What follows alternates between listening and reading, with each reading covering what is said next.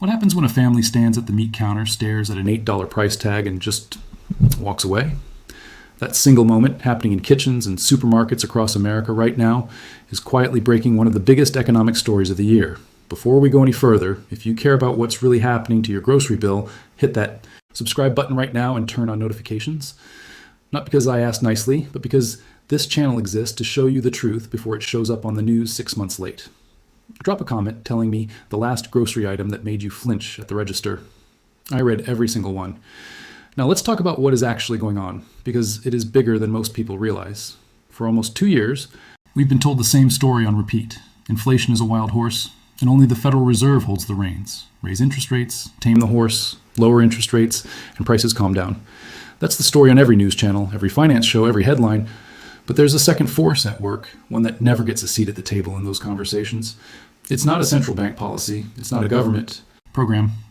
It's something much simpler and much more powerful. It's you. It's every single person who looks at a price, does the math in their head, and decides not to buy. Multiply that decision by tens of millions of households, and you get a force strong enough to break the pricing power of massive food corporations. That force has a name. Economists call it demand destruction. And it just slammed into the meat counter with full force. Let's rewind a little, because understanding how we got here makes the ending of this story hit so much harder. When prices first started climbing a couple of years ago, families didn't panic. They adjusted. They dipped into savings accounts they'd built up. They cooked at home more often instead of eating out. They swapped premium cuts of meat for cheaper ones. Basically, they did everything a smart household does when money gets tight. They bent instead of breaking. And for a long time, that flexibility gave corporations the impression that shoppers had unlimited patience. Every quarter, prices crept higher, and every quarter, people kept buying, just in smaller and smarter ways. That pattern created a dangerous assumption inside boardrooms. If people kept paying, why would companies ever stop raising prices? It seemed like a one-way street. Higher costs in, higher prices out, and consumers absorbing it every single time. But patience is not the same thing as infinite tolerance. There's always a line, even if nobody can see exactly where. It sits until someone crosses it. Here's the story most people missed. Ground beef, the most basic, most reliable protein in the American kitchen, just crossed an average of over $7 a pound nationally. In cities like New York, Chicago, and Los Angeles, it's blowing past $8 a pound regularly. Let that sink in for a second. This isn't premium steak. This isn't a fancy cut reserved for special occasions.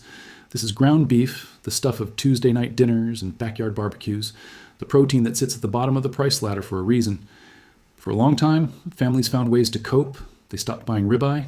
They skipped the strip steaks. They traded down to cheaper cuts, and when things got tighter, they traded down again, landing on ground beef as the last affordable option. But now that last affordable option has crossed a line that even loyal, price-tolerant shoppers refuse to cross, and the data proves it. According to retail research firm Circana, total beef sales volume in the United States actually fell during the 13 weeks covering Memorial Day and the 4th of July. Now, on paper, a small percentage drop might not sound dramatic, but you have to understand what season this happened in. This is peak grilling season. This is the time of year when beef sales are supposed to surge, not shrink. For the past 2 summers, beef volumes climbed by roughly 5% during this exact same stretch. This year, for the first time in a long time, they went negative. That's not a minor wobble. That's a signal flare. It tells you that consumers didn't just slow down their spending, they hit a wall and stopped. And walls like this don't build overnight. They build slowly, quietly, invisible to anyone who isn't paying attention, until suddenly the numbers can't be ignored anymore. And when shoppers stop buying beef, they don't just disappear into thin air. They go somewhere else. Chicken. While beef volumes were falling, chicken sales rose. Why? Because chicken supplies remained strong, and prices stayed around $4 a pound, less than half the cost of beef. Nearly 40% of regular beef buyers have either cut back their purchases or shifted their shopping basket entirely toward cheaper proteins like chicken and canned goods. Think about what that really means for a household. It's not just a number on a spreadsheet somewhere. It's a mother deciding to make chicken tacos instead of burgers on a Friday night. It's a father skipping the steak he used to treat himself to after a long week. It's small, quiet decisions made in millions of homes that together add up to a shockwave running through the entire food industry. This is the part that mainstream financial media almost never explains properly. Corporations don't lower prices because they suddenly develop a conscience. They don't cut prices because a central banker gave a stern speech on television. In a competitive market, prices only come down when companies are forced to respond to falling demand. When shelves stay full and carts stay empty, revenue drops, and that pain travels straight up the supply chain from the grocery store to the meat packer to the rancher. And right now, that pain is very real. According to the Department of Agriculture, the U.S. cattle herd has shrunk to just over 86 million head. That is the smallest herd size in 75 years, a number we haven't seen since the early 1950s. Normally, when supply is that tight, you'd expect prices to keep climbing without any limit. Scarcity should mean higher and higher prices, right? Except this time, something different happened.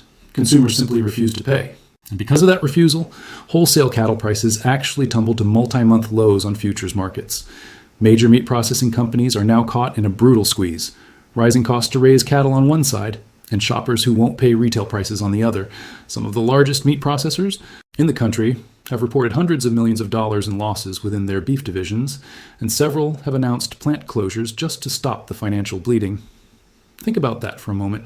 A record low cattle supply, which should have guaranteed sky-high prices for years, is instead running straight into a wall built by ordinary shoppers who simply said no. That is the power of demand destruction. It doesn't ask permission. It doesn't wait for a Federal Reserve meeting. It just happens, quietly, one shopping cart at a time, until the numbers become impossible to ignore. Now, before we go further, let's pause here because there's something important you need to understand about timing. We're at the halfway point of this story, and I want to make sure you're still with me, because the next part is where this gets really practical for your own wallet.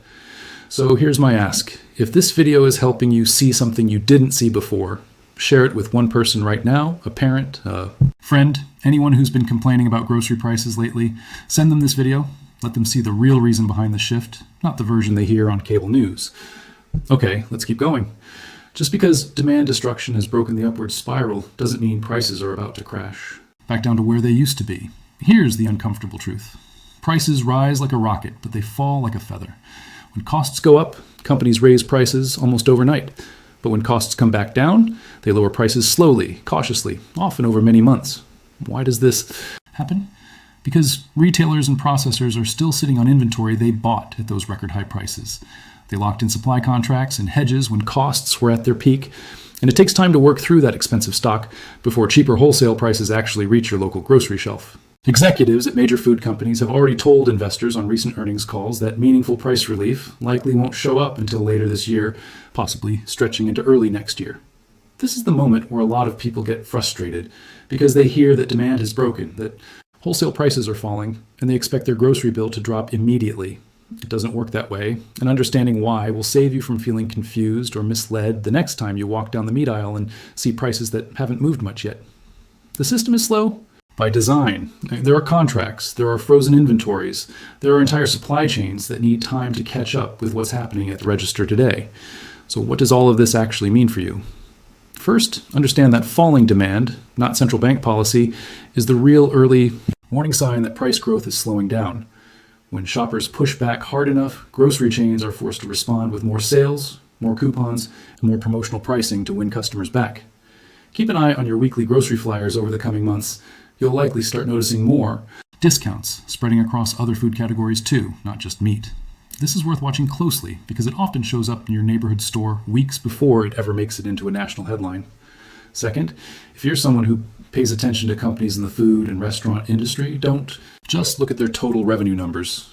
Revenue can look fine even while a company is in serious trouble because higher prices can mask shrinking sales volume.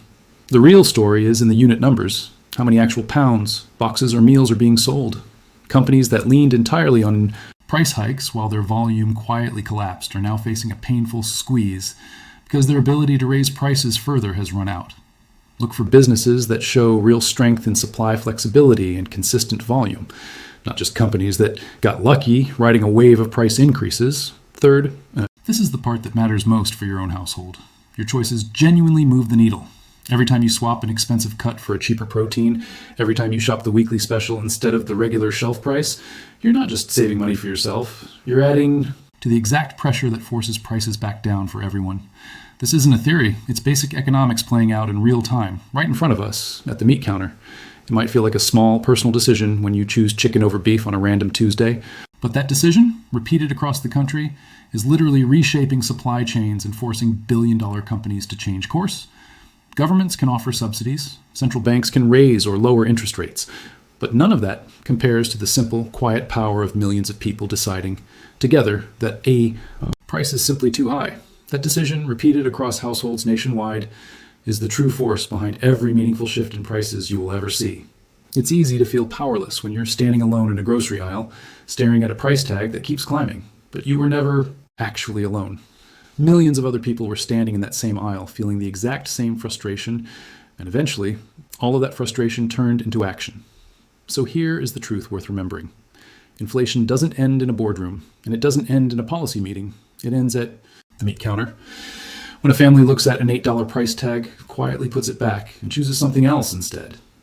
That small, ordinary act of walking away, multiplied by millions of people doing the exact same thing, is more powerful than any interest rate decision ever made. That is the real story behind the grocery cliff. Not politicians, not central bankers. You. If this video opened your eyes to something new, make sure you're subscribed. Because next time prices shift somewhere else in your grocery cart, I'll be the first one breaking it down for you before anyone else catches on.